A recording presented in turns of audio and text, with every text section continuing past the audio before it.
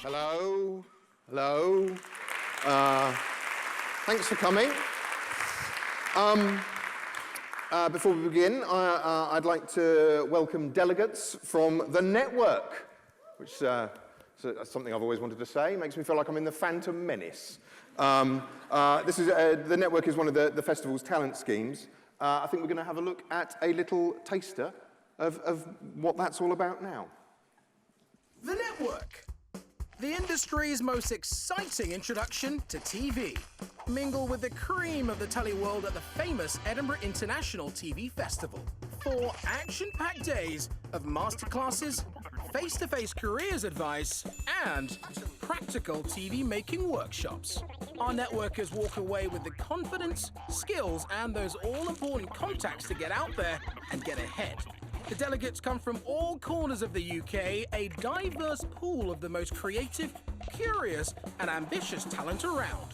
Here at the network, we kickstart careers, and the proof is in the pudding. Our alumni can now be found at all levels of the industry.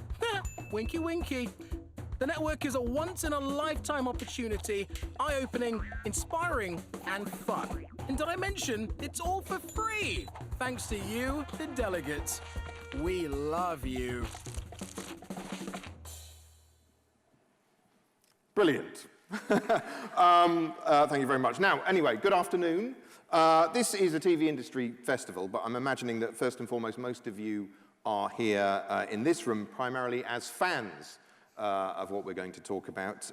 One of the most astonishing shows on television, Breaking Bad, which I would argue is possibly the best TV drama series ever made. I used to say that about The Wire, but fuck it, I'm fickle.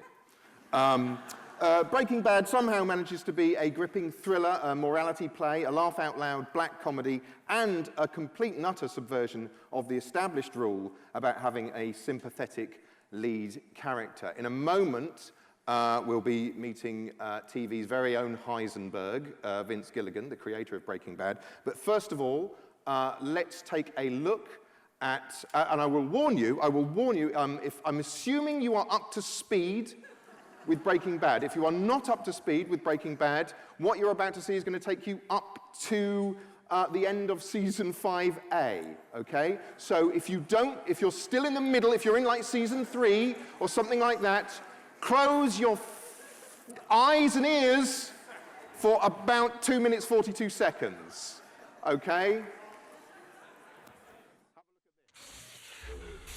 My name is Walter Hartwell White. You understood what I've just said to you. Lung cancer. Inoperable. It's easy money. Hank, how much money is that? You want to cook crystal meth? Pinkman, this is not an admission of guilt. Some straight like you's just gonna break bad? I am awake. I am speaking to my family now. I only had you in my heart. We got new players in town. This is Arts, Mr. White. Badass dad. We keep hearing the name. Heisenberg. Tight. Man, look at that, look! Walt has a secret. Please. Look what they gave me. Do you need anything? I really need a break here. What's the matter, Shredder? Say something that isn't complete bullshit. You need me more than I need you. I'm hungry. Better call Saul. I know a guy who knows a guy. Is everything to your satisfaction? From what I do hear about him, he sounds a little like you. $3 million for 3 months of your time. We're in the big time now. Yeah, bitch! All the sacrifices that I have made for this family be for nothing. Found water on Mars. If you don't accept what I've earned, I love you more than anything. Someone has to protect this family from the man who protects this family. Skylar, you have to forgive yourself for Ted. blowback. I'm in. You're out. I'm really close to something big here. What then? Unraveling. I want nothing to do with you. They're coming. No more half-measures, Walter. I saved your life. Are you gonna save mine? Run. I am not in danger. Skylar. Where is the money? I am the danger. Maybe he's still out there. Since when do vegans eat fried chicken? Something deep down says he's my guy. This is what comes of blood for blood. We're just getting started. I'm in the Empire business. What's the plan? I don't know! You want to talk meth with me? For an ocean of this stuff. I don't think I can do this. You are time bound, and I have no intention of being around for the boom. There is no we, Jesse. It can be done exactly how I want it. If you believe that there's a hell, You'll blow their hair back. I'm not gonna lie down until I get there. Say my name.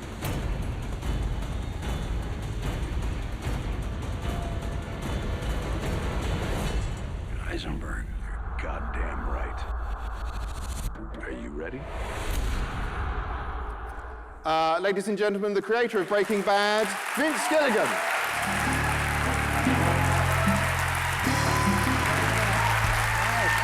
Thank you. Thank you.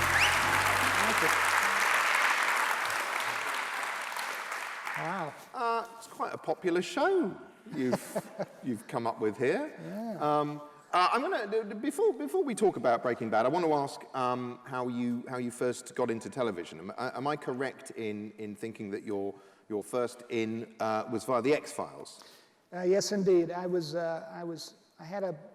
got very lucky very quickly out of college. I went to NYU Film School and studied filmmaking. And for the first 4 to 5 years of my professional life, I was endeavoring to write movie scripts. I was endeavoring to get them made.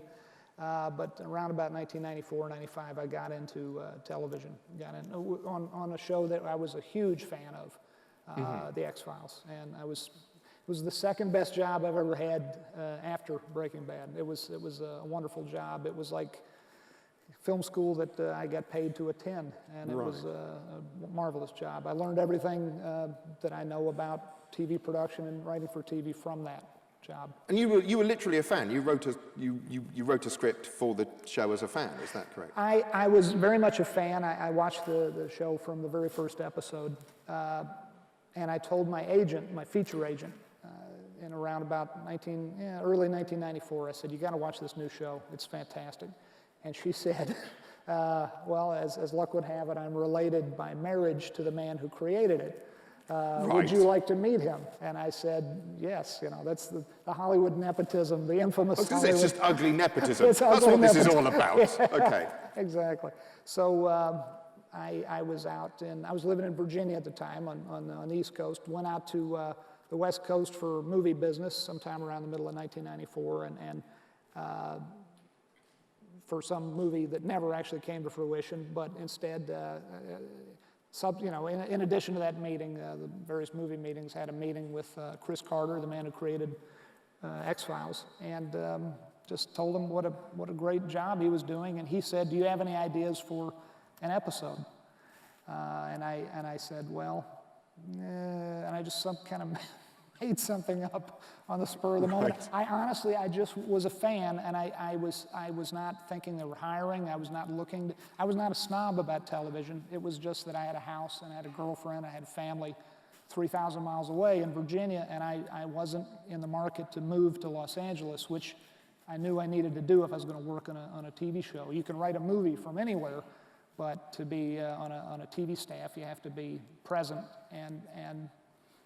But I would have been too nervous to pitch something properly to him if I had gone in thinking it was a pitch meeting. Instead, I just kind of spun something, and very much Kramer. You know, remember Kramer from Seinfeld, who always fell ass backward into good luck? That's kind of what happened with me in the X-Files. But luckily, it worked out wonderfully. I wrote an episode, a freelance episode.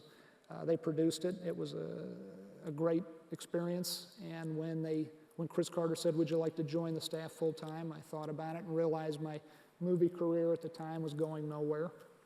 And I figured, what the heck? So I moved to Los Angeles. It turned out to be a fantastic move to make. I was very fortunate to get that opportunity, and it changed my life. And little did I realize just how important it would be to me. Because prior to that, I was a very lazy writer, and I found out from that job that I needed the imposed, the deadlines, the imposed... terror. Yeah, the terror, exactly. The gun to the head, figuratively speaking. Some outside force making me write, because apparently I could not do that on my own. Right. And my output as a movie writer was very poor indeed. I got very little written in the years leading up to my work in television. In television, you have to deliver or else you get fired. So it was a great experience. Well, it's interesting, talking about that sort of terror, and that's something I can relate to as a writer. And there was, after you worked on The X-Files, you worked on The Lone Gunman, and then there was quite a gap, wasn't there, until Breaking Bad came along. Yeah. Now, was part of the tension in that gap what inspired the premise for the show? I think you were right, Charlie. I think a big part of the, you know, it's funny, you don't really know sometimes what your show is about until folks like yourselves tell a person like me what it's about. And in hindsight, I realized the show is about a couple of things. It's about failure, fear of failure, one man's reaction to a lifetime of failure.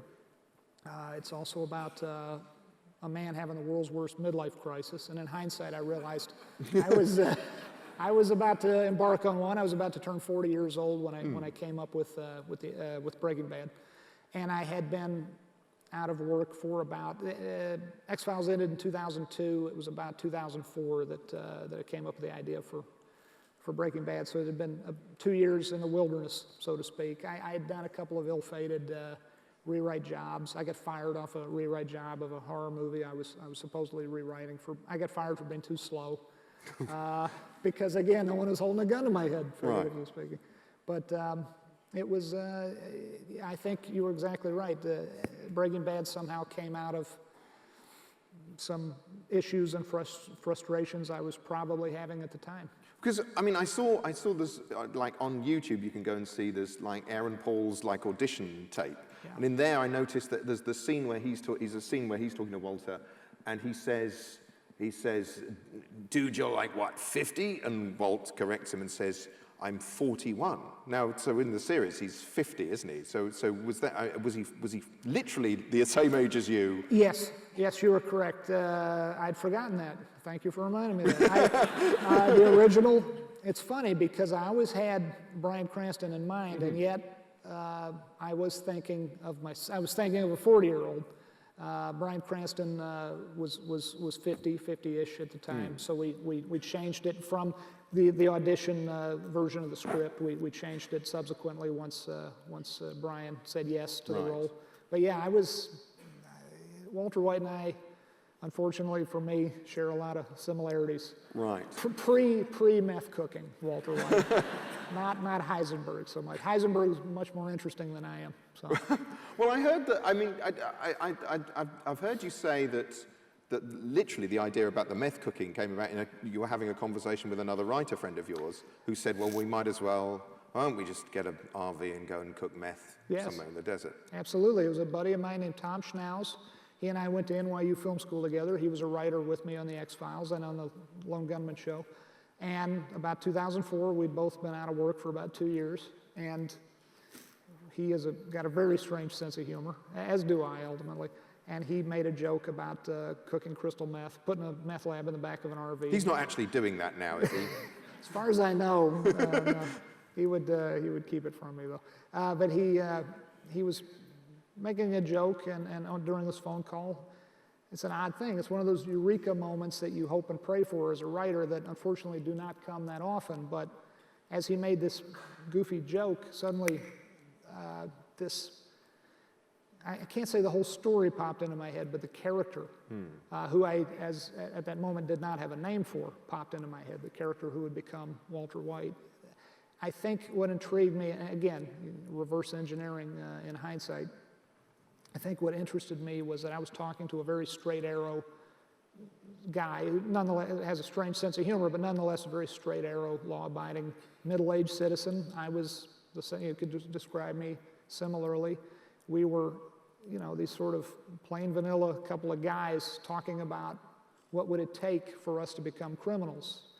And I think the idea of such a character, a somewhat bland, middle-aged guy who had never so much as littered or jaywalked, suddenly, by sheer force of will, for some external reason, he chooses to become a criminal. That intrigued me greatly, and that really was the impetus. That was the the moment of inspiration from which the rest of the show flowed. And how did you convince AMC to put this on air? I mean, what did you go in with? Did you have a full a pilot script, or did you have something sketched out on the back of an envelope? What did you have? I had a pilot script. The first thing I did when I had the idea for it, I worked it up. I worked up the basics of it. I worked it up into like a 10 or 15 minute verbal pitch. And the first thing I did was I contacted two gentlemen who run Sony Television in the States, Zach Van Amberg and Jamie Ehrlich, who are here tonight somewhere in the crowd. And they had an open door policy with me. I was fortunate enough that they said anytime, because of a project, ill-fated project we had previously worked on together, they said, anytime you want to come pitch something to us, please do. And so I go in and I pitch this thing, and I was very excited about it. I was very eager, and as I'm pitching it, all of a sudden I get this, I realize these two gentlemen, as I'm pitching to them, they sort of look a little bit like deer in the headlights because of this crazy story that I'm pitching. Middle-aged guy dying of cancer, cooks crystal meth. And I'm thinking to myself, I have this bit of an out-of-body experience, and I think to myself, this is not going to go well. This is not going to sell in the room. But to their great credit, they were a little. That was not what they expected to hear. Nobody would expect to hear this, but they were like, wow. It put them back on their heels a little, and they thought about it, and they went to their bosses at Sony, and lo and behold, they came back to me a few days later, a week later, and said, we'd like to partner up with you on this. Let's go find a buyer. Let's go find a broadcaster. And then the three of us embarked on that process. And eventually we got to AMC. It was through a bit of a roundabout fashion. I had written the script for another network in the States who ultimately passed on it. So when AMC came along, to ultimately to answer your question, they had a complete script for that first pilot episode to judge, complete 50-page script. And oddly enough, of all the people I had tried to sell it to, starting with Sony, I did not have to sell it to AMC, because at that time, they were just at that moment getting into scripted programming. They had already made their first purchase, a little show called Mad Men, which obviously went on to do very well indeed. And a couple of the executives came to me after having read Breaking Bad, unbeknownst to me. Turns out my agent had sent it on to AMC without my knowledge. And they came to me and said, we would like to have this be our second AMC show. And I was used to failure at that point.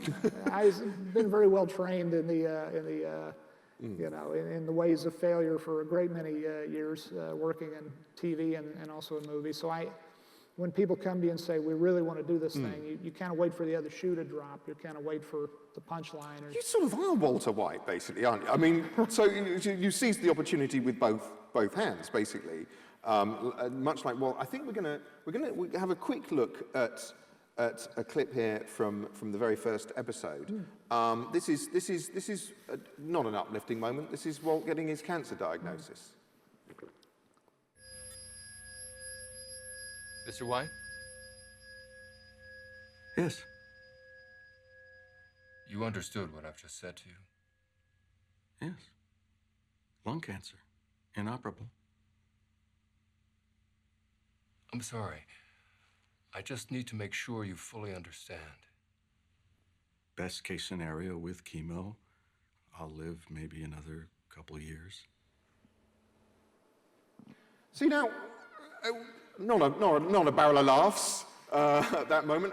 But the first, certainly the first couple of episodes when I watched, I felt I was watching a combination of Fargo and Falling Down, and it felt like Walter White was an anti-hero that I was encouraged to identify with and applaud. I remember certainly in the first season there's a moment where there's an obnoxious guy driving around in a car. Ken Wins. Ken Wins is his vanity plate he's got there, and Walt sort of sets fire to his car, does something cunning and sets fire to his car. As one would do. Was that the plan, was to get the audience on side behind this character and then punish them for that by gradually rubbing that sympathy away?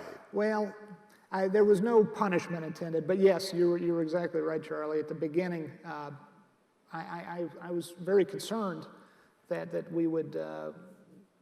I was very concerned about setting off on the right foot with the show. I knew that what we had in store for the audience was dark times indeed, and I knew that. I mean, essentially, when I sold the show to Sony and AMC, the short pitch, the one-sentence pitch that they always. The cliche that they always tell you to do in pitching classes and screenwriting class or whatever it is, you distill it all down to one sentence. And the one sentence I gave everybody was, we're going to take Mr. Chips and we're going to turn him into Scarface. And that was the self-imposed mandate.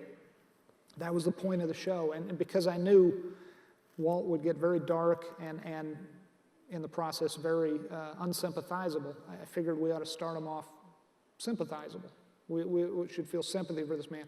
I probably, in hindsight, I might have overdone it a little with in that first script. He's kind of a good-hearted schlub in that first episode, particularly, who feels very set upon, very put upon. He's got the second job where he's cleaning a very expensive car for one of his students who's making fun of him and taking pictures, and he's got a son with special needs, and he's got a surprise, he and his wife have a surprise baby on the way, and he just seems very put upon. And so the idea was to get the audience invested in him, and not so much punish the audience, but indeed gradually strip away the sympathy we feel for this man, and in that process, get the audience questioning their allegiances.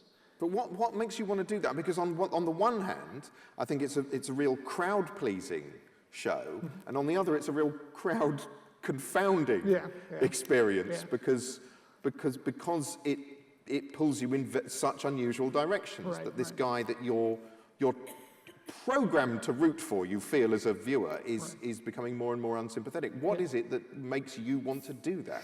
The reason is because I love television. I'm very much a student of television. I'm not in any official capacity, just having watched hundreds of thousands of hours of it over my life.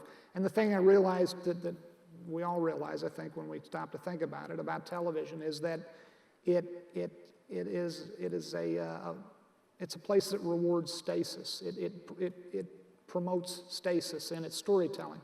Like I always say, the Korean War only lasted a year and a half, but the TV show MASH lasted 11 seasons.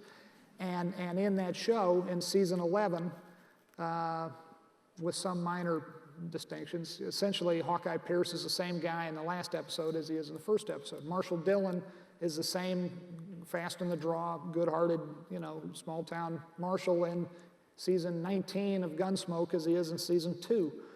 And that is on purpose. It's very much by design. It is so that folks know who they're going to get when they invite certain TV characters into their living rooms on Wednesday night or Friday night or whatever. And TV works very well that way. But because of that, it lacks sometimes, especially very long-running shows, it can tend to lack a certain sense of reality. Because when you promote stasis in a television series, actions really can't have consequences. You can see your favorite detective on, Nash Bridges or hell on X-Files. Agent Mulder can shoot a guy dead in his own apartment one week, and the next week it's like it never happened. Because if you truly played out the threat of consequences, Agent Mulder would change, as we all would in a situation like that, and he wouldn't be the same Agent Mulder next week as he was last week. I understood that about TV, and I wanted to try something different, and I figured this would be a good way to do it, so I came up with this idea, Breaking Bad, that was, by its very nature, by its design, very closed-ended, very finite in its storytelling. So, I mean, I think we're going to see two examples here of how Walt has changed. The first one, this is from the first season, and this is Walt and Jesse have Crazy 8 captive in Jesse's basement. They flipped a coin. Walt, unfortunately, has got to kill Crazy 8, and he's drawing up a list of reasons why he should or shouldn't take a human life.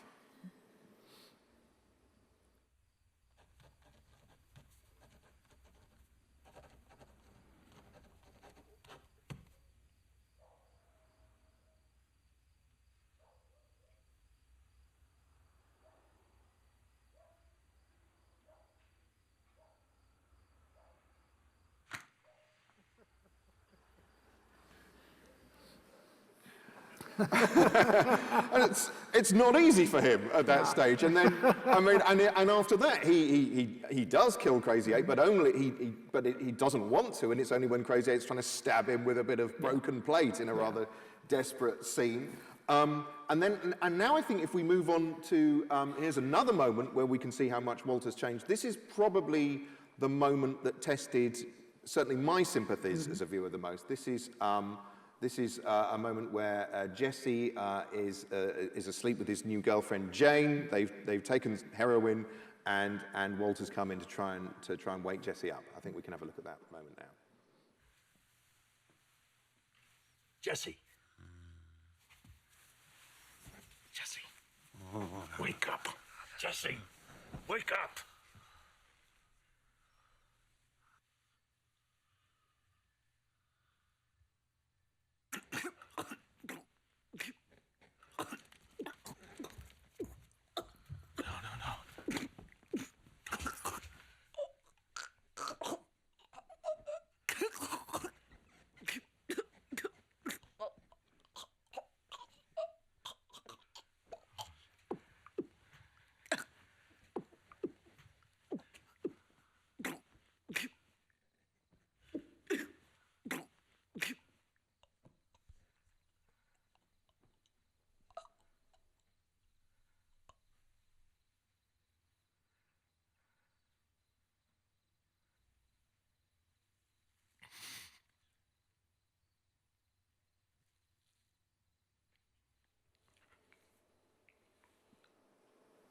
So a very powerful moment, very upsetting scene, and I think certainly for me that felt for me like the moment at which my sympathies for Walter, which had been tested, finally ran out. And I think I was at that point I was slightly tempted to stop watching. And were you worried that people would simply just walk away? I was. No, I was. But I felt like we were on this course. It's funny to use the experiment analogy, you know, with the chemistry and the science and all that. But it was an experiment that I wanted to see run out to its natural conclusion, whatever that conclusion might be. And that is a well-chosen moment, because that was the one moment that both Sony and AMC called me up when they got the outline for that episode. The executives, the creative executives, called me up and said, "This one makes us nervous." And I have to say, they were very. Can't imagine why.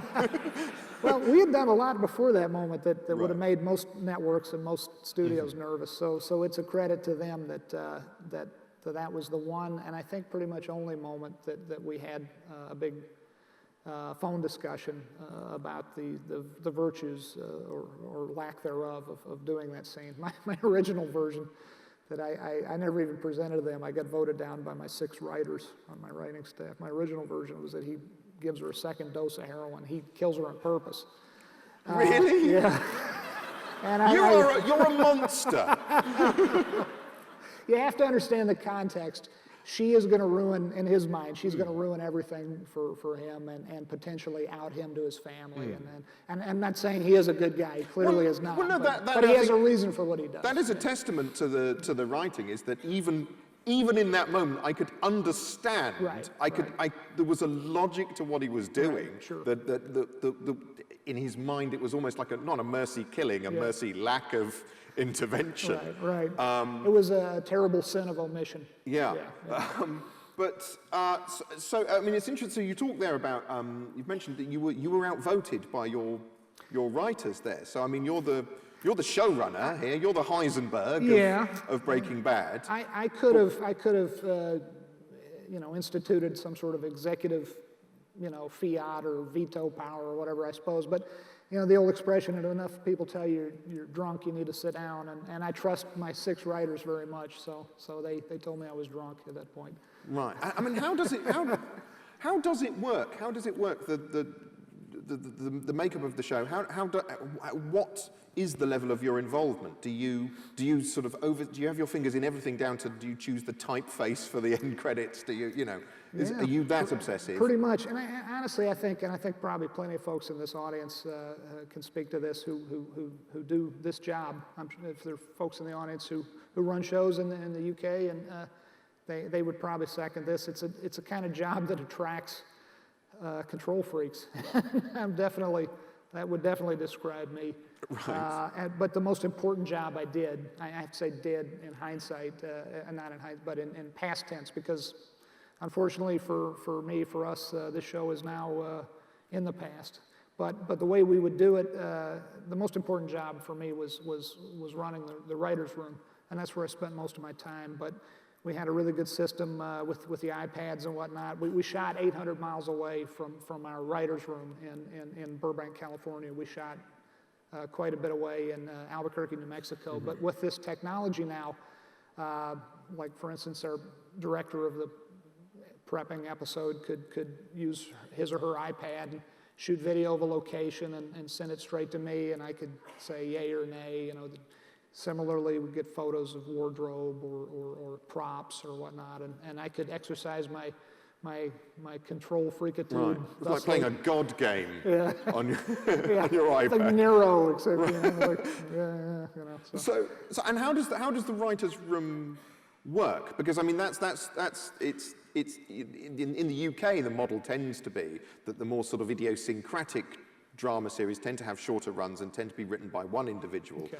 and the longer running series that have teams of writers tend to be precinct dramas, which are kind of generally more mainstream. Okay. That seems to not be the case. That's why I can't work out about American television is how it is you're coming up with such characteristic, idiosyncratic, unusual, ballsy shows with such a which run for 13 episodes a season or so, and have a huge team involved. How do you oversee that? How do you keep all the one mind across all of that? How do you corral that? Well, it's I am surprisingly, even though as I've just described myself as a control freak, I had a surprisingly light touch with my 6 writers in terms of rewriting them.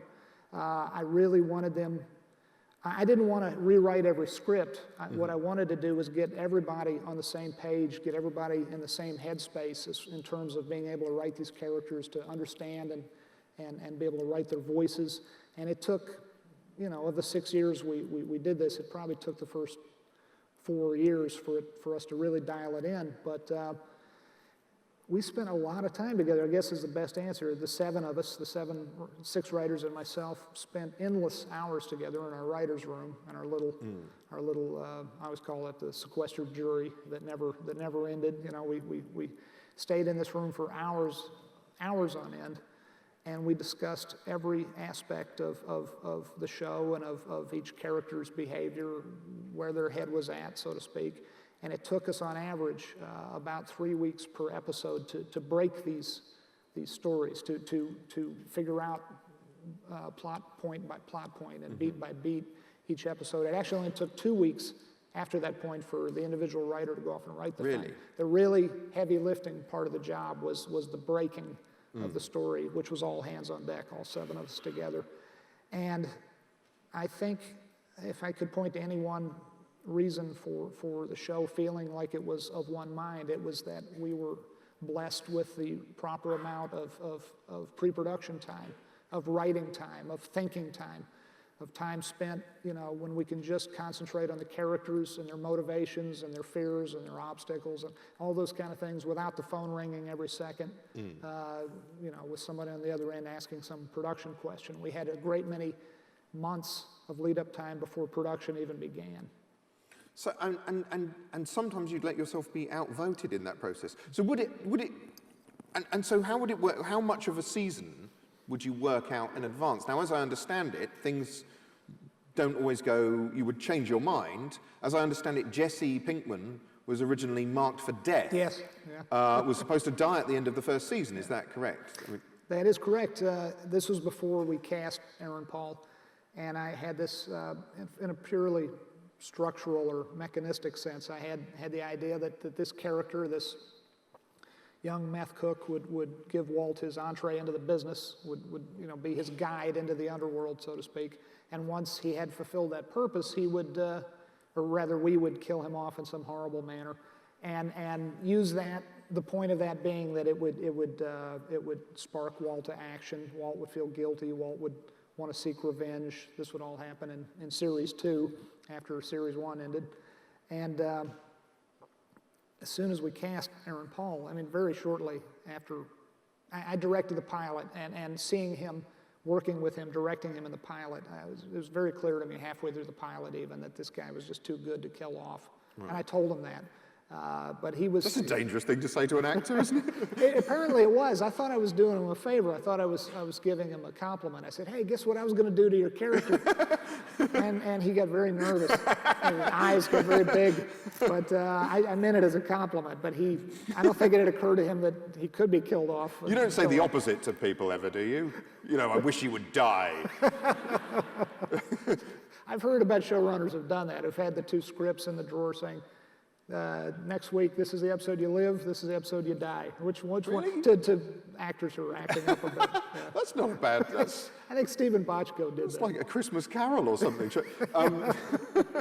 So I mean, you have been blessed with well, not blessed with an amazing cast. You've chosen an amazing cast. I feel like I was blessed with them. We made the best choices we could make, but at a certain point, luck comes in, and dare I use the word chemistry? You know, no pun intended. Chemistry sets in, or it doesn't. You either have it or you don't. Mm-hmm. And we had excellent casting directors, Sharon Bialy and Sherry Thomas. These 2 women found this amazing cast. I take credit for Bryan Cranston because I always had him in mind, but it turns out they were thinking of him separately the whole time that I was, but I was actually thinking of him when I was writing that pilot episode. But all the other actors they found and brought to my attention. And you'd worked with him before on The X-Files, is that correct? Exactly. That's why I knew I wanted to work with him again. He was fantastic in this episode that I wrote in the late 90s, and I just knew from that point onward I wanted to work with this man again. Mm-hmm. And but that I feel I don't think blessed is or extremely lucky, if you will. I don't think that's an overstatement or false modesty. At a certain point, you do your best. You hire the people you think are going to get you there, but either luck takes a hand after that point or it doesn't. I feel like luck took a hand with us. I mean, I've noticed that as the series has gone on, I mean, you talk about like it being like an experiment. I think that my sympathy has moved via osmosis from Walt to... I used to be terribly worried that Walt would get caught. Right. Now I'm worried about Jesse, and I'm very worried about Hank, which surprised me, because in the first couple of episodes I thought Hank was an arsehole. He was, and that he was a sort of jock arsehole. Like, he was, you're exactly right, and this speaks to something I said a little while ago. I probably, in hindsight, laid it on. The one time I worked on the show all by myself was when I was writing the pilot, and at that point, you always, as always, you do your best work, but you don't have the benefit of a collaboration with wonderful talents in front of the lens and behind it. At that early stage, as I said earlier, I was worried perhaps too much about Walt remaining sympathetic, and so I arrayed against him his brother-in-law, who was by design everything that Walt was not. And he's kind of a hail fellow, well-met frat boy, kind of a, as you say, he's kind of an asshole jock.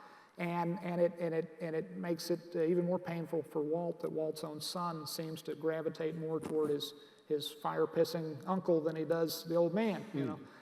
And but once I got to know Dean Norris, who plays Hank, I started to realize how complex an individual he is, and how interesting and how talented and multifaceted he is. And some of those, and my writers did as well, and some of those complexities and facets made their way to the writing of the character, and the character became less of a jerk and more of a interesting, well-rounded individual. That's what I love about this process of television production. You roll with the punches. Sometimes your job is taking lemons and turning them into lemonade. You know, sometimes actors suddenly become unavailable. Sometimes, like at one point, the house Jesse Pinkman lived in got sold out from under us, and we could no longer shoot there. You have to roll with these punches, but sometimes they make the show better. Am I right in thinking that Mike Ehrmantraut just kind of showed up, like that his part was it something to do with Bob Odenkirk's availability? You're exactly right. That's a good example of that. The scene you just saw where Jane chokes to death, the follow-up scene, or is it the follow-up episode? They're all kind of running together. But originally it was scripted that Saul Goodman, the crazy lawyer, the dirty lawyer, slash consigliere to Walter White. He shows up, originally he shows up and cleans up the scene of the death. And Bob was unavailable to us. He just couldn't do it. He had prior commitments. And so very quickly we came up with the character Mike the Cleaner. And our wonderful casting people brought us Jonathan Banks, who when I saw him on the computer, when I saw his audition tape, I just practically jumped out of my seat because I said, this is the guy I love so much on Wise Guy, the television series Wise Guy. Actually, Wise Guy, for the audience here, that was one of the first appearances, I think, of the keynote, the McTaggart speaker, Mr. What the hell's wrong with it? Kevin Spacey. Kevin Spacey was sorry, I just had a brain fart. Kevin Spacey. Kevin Spacey was on Wise Guy in the mid-'80s. He was a great bad guy named Mel Prophet. I loved him on that. Anyway, I digress, sorry. But yeah, so Jonathan Banks came out of the character Mike. It's a happy accident. It was a happy accident, one of those happy accidents, yeah. So, I mean, how much does what Breaking Bad is now differ from what you'd pictured initially? Oh gosh, it's hard to put words to that. I mean, I sound like I'm dodging the question a little bit, but when what was in your brain becomes reality in the sense of it becomes a filmed, completed episode, my previous memories tend to get kind of wiped away. I kind of forget where I thought it was going to head, and I can only recall, or I can only, the reality of the finished episode is all that I have left. I can't think of too many, I can't give too many great examples of where I thought it was headed versus where it wound up.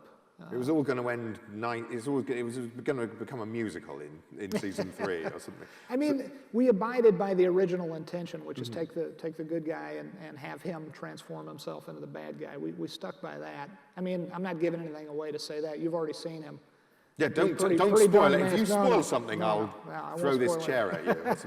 But as the folks who are up to date have already seen, he's because he gets worse even after that Jane incident, I mean, now it's a show that it's what I class as a kind of disciple show, in that people feverishly run around pressing DVD box sets of it into people's hands, saying, "You've got to watch this." No, it's not really all about cancer, honestly. Is sort of what I found myself saying to people. They'd look at it and go, "It looks a bit deathy." You go, no, it's not about. It's really good fun, and then you realise you're slightly lying to them. It is quite deathy. It's a bit deathy, but now it's it's being lauded by everyone, but it's doing phenomenally well. You've now killed it off. I mean, what do you feel the pressure now for whatever you're? For one thing, what made you decide to kill it off? And also now, what the hell are you going to do next? Surely you're screwed. Thank you, Charlie. Yes. Yeah, I probably am. You're right. The reason we ended it when we did, I wanted it for selfish, personal reasons. I wanted it to go on forever. I love the cast. I love the crew. It's the greatest bunch of people. I loved Albuquerque, New Mexico. My girlfriend and I wound up buying a condo there that we still own. It wound up being an important place to us and remains so. But that was the selfish part of me. The creator part of me, or the part of me that was selfish toward people continuing to love Breaking Bad, the people who do, continuing to feel affectionate toward it, told me that we need to wrap this thing up before we jump the shark, as they say, before we go too long. I mean, TV is designed, and talking about TV again, and the typical design of it, it's designed to go on indefinitely, certainly in the States anyway. It's designed to go on indefinitely, and for the folks who make it to make as much money off it as possible, which I'm all for that. I don't have a problem with that, except that what tends to happen with that kind of system is at a certain point, the audience is over it. The audience who loved it, and I'm as proud as I can be of the X-Files.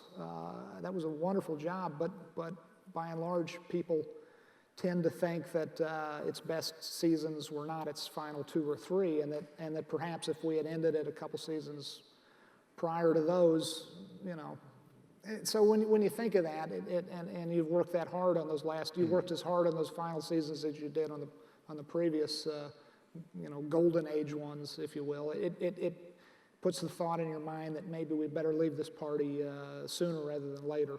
Leave people wanting more. Yeah, you've certainly not become one of those shows that people go, oh, is that still going? You don't want that, and that happens with a lot of great shows. You don't want people saying, is that thing still on? I used to love that. And so do you know what you're going to do next? Have you? I'm hoping that we can get a Saul Goodman spin-off series going. Bob Odenkirk, who plays Saul, is great fun to work with, and the character is a lot of fun to write.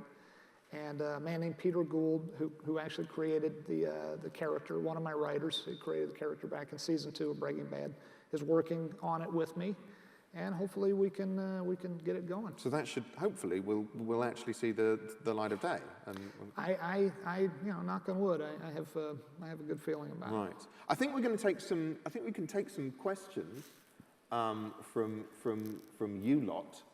I hope you've been. I was going to prompt you to think of some at the start. I forgot to do that. Sorry. Now the blame's on you if you can't think of any questions. Have we got people with microphones, right, and holding up numbered bats to confuse me? If you want to put your hands up, you have had your hand straight up from the moment, but when it looked like I was thinking about taking questions. So we'll start with you. Hi, there are loads of examples in the show where Walt's knowledge of chemistry is what moves the plot on or gets him out of a situation. And as a viewer, you think, really? Would that really happen? So how do they get written into the plot, and how do your writers and you come up with those things? Can you actually cook meth? Well, to the best of our knowledge, when we wrote some of those scenes, the science was accurate, and I should preface this by saying I never actually took a chemistry course in my life, but and nor did most of my writers were all artistic writer types, not scientists, but. We had a lot of good help from a lot of real chemists and scientists and oncologists and DEA law enforcement experts, for that matter. We went to the experts whenever and wherever we could. However, there's a show, I don't know if the TV show Mythbusters plays over here.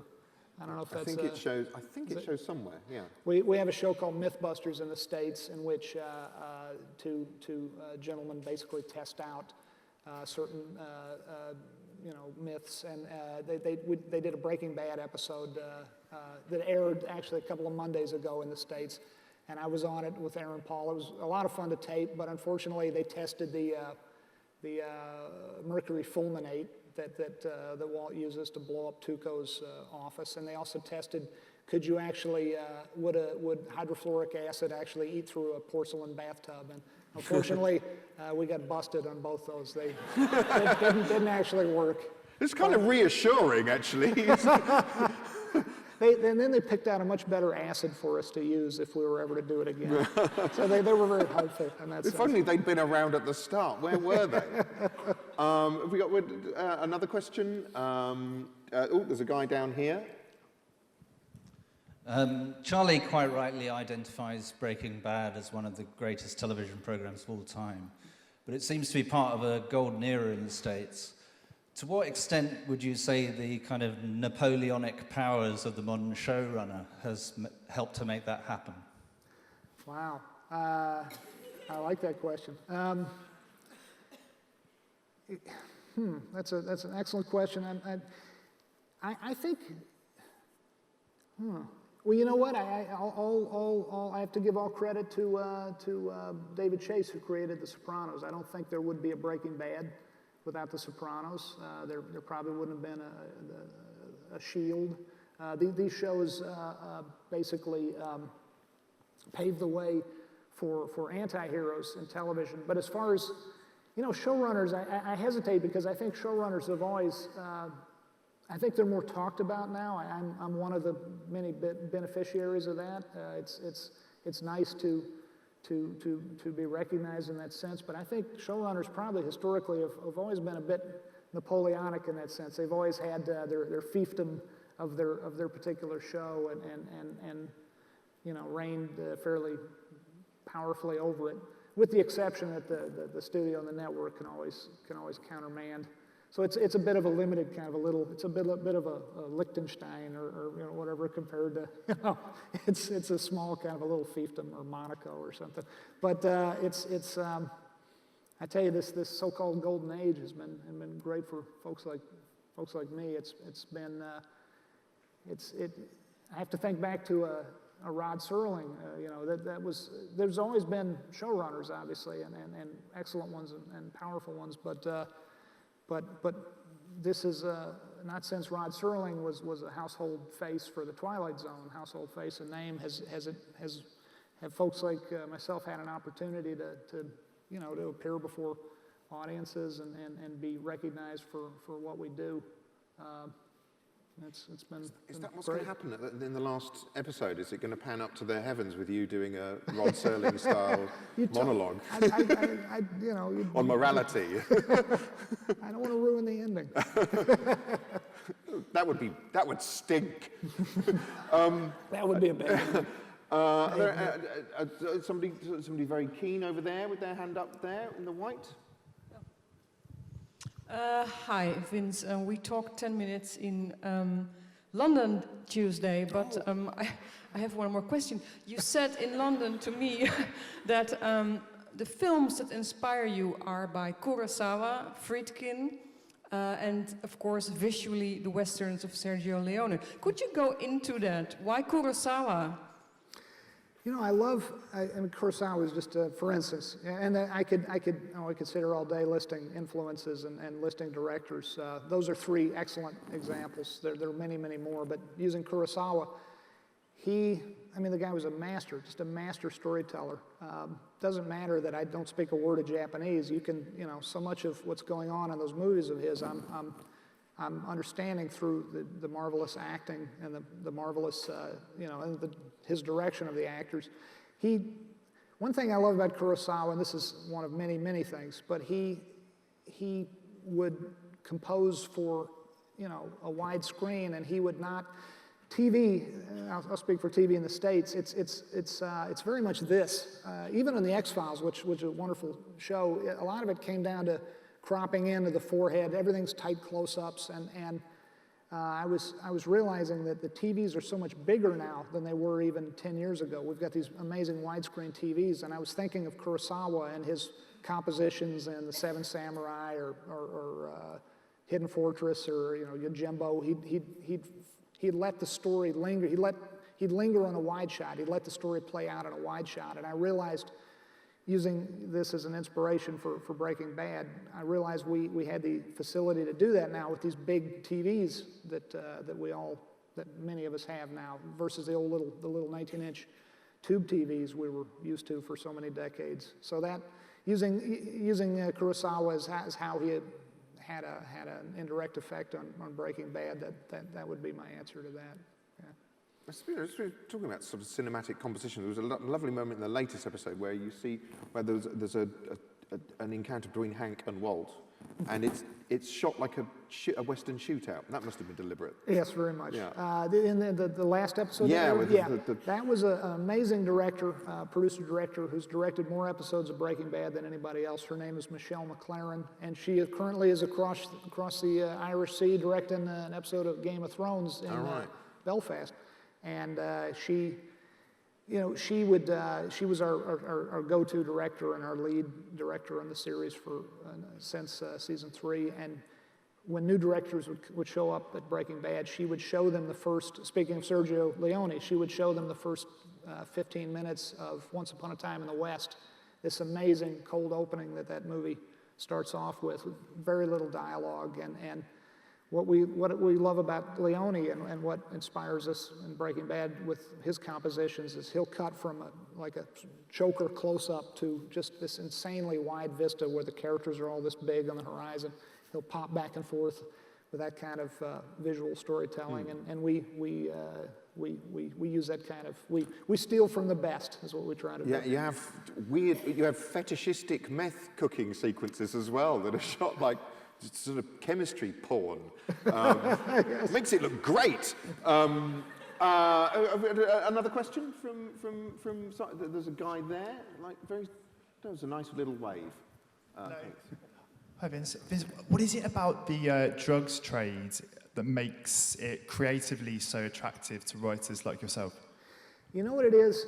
It's not about for me, I can't speak for anyone else, but for me, the drug trade didn't interest me initially. And when I came up with the idea for the show, the first moment of inspiration, it wasn't the drug portion of it that interested me. What interested me was the idea of taking a more or less good man, a law-abiding man, and having him suddenly do the worst thing that someone could think of that could earn him money.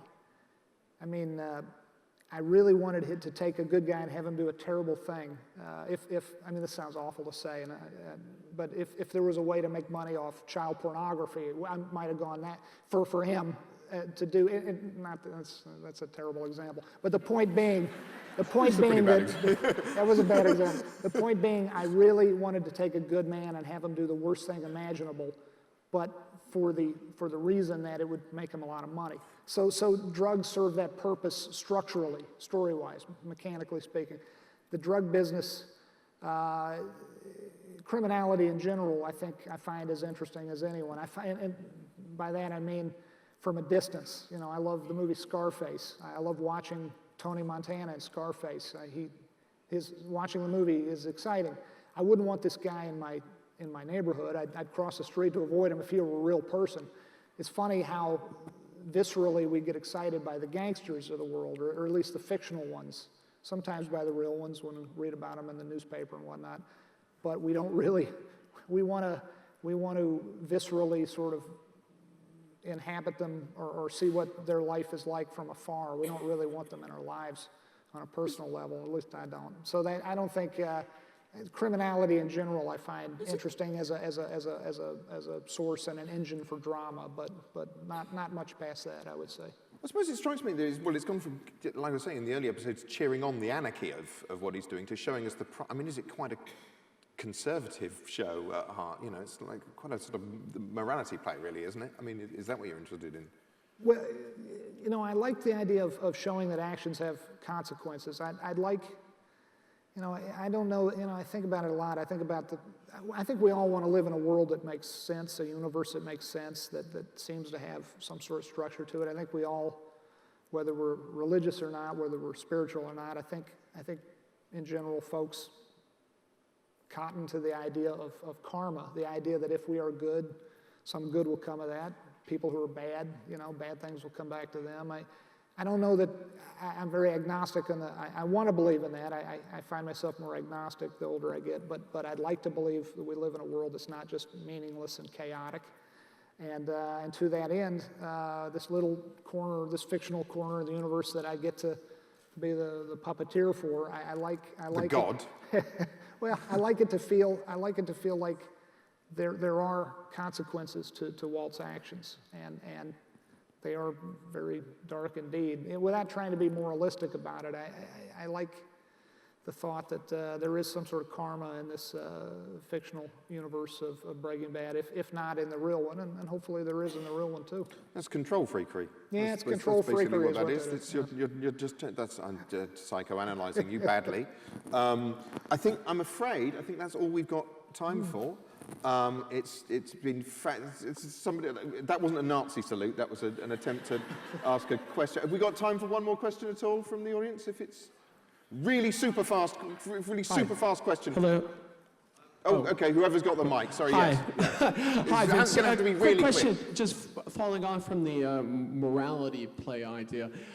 Do you worry? It's kind of half question, half comment. Do you worry about how Breaking Bad is perceived internationally, about a commentary about maybe a failed state in America, the end of the American dream, maybe? Because I've had people say to me, I don't want to go to America. I've seen Breaking Bad. It seems too dangerous. Oh, gosh. Now that you say that, yeah, that does worry me if people are saying that. I would not want people to not come visit us in the States because of Breaking Bad. That would make me sad. because there's a lot of wonderful folks here who we would be happy to have visit America. But, you know, aside from saying that, you know, everyone perceives this show in a different fashion, in a different sense, and I love that. I love that everyone sees a different show.